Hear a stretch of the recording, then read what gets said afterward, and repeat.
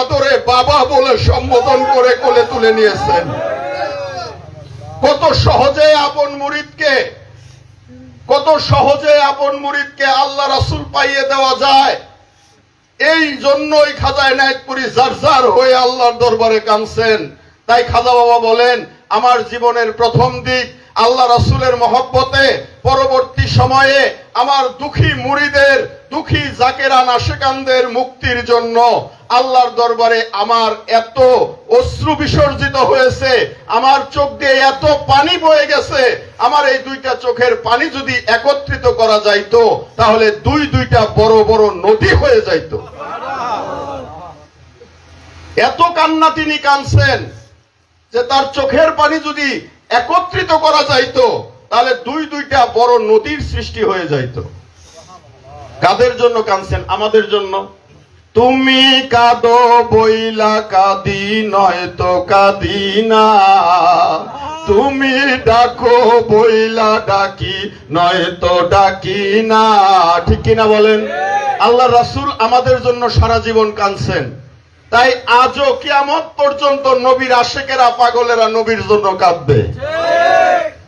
আমার খাজা বাবা এনায়েতপুরী সারাটা জীবন সুখের নিদ্রাকে বিসর্জন দিয়ে, পেট ভরে খানা খাওয়া কোনোদিন তিনি খান নাই, সমস্ত আরাম আয়েশ বিসর্জন দিয়ে আমার আপনার মতো আলা ভোলা এই বাংলা ভাষাভাষী মানুষ, বিশ্বের পাপী তাপী মানুষের মুক্তির জন্য কান্না করেছেন, ক্রন্দন করেছেন। তাই আজও খাজা এনায়েতপুরীর কদমে গেলে, তার কথা মনে হলে আশেকেরা চোখের পানি ধরে রাখতে পারে না।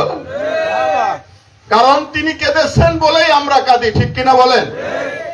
খাজা বাবার পবিত্র কদম মোবারকে লাখো কোটি ভক্তি তাজিম কদম বুঝি আজকের এই তার রুহানি সন্তানের ফাতিহা শরীফের অনুষ্ঠান থেকে।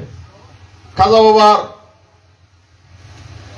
মাদারজাত ওলি আউলিয়া যারা খাজা বাবার পাক আওলাদ, বড় হুজুর পাক যিনি মাদারজাত ওলি, শম্ভুগঞ্জি হুজুর পাক যিনি মাদারজাত ওলি, প্রতিশ্রুত ওলি আল্লাহ শ্যামলীবাগী হুজুর পাক যিনি আশেকে রাসূল, যিনি কথা বললেই রাসূলের প্রেম যেন ঝরে পড়ত,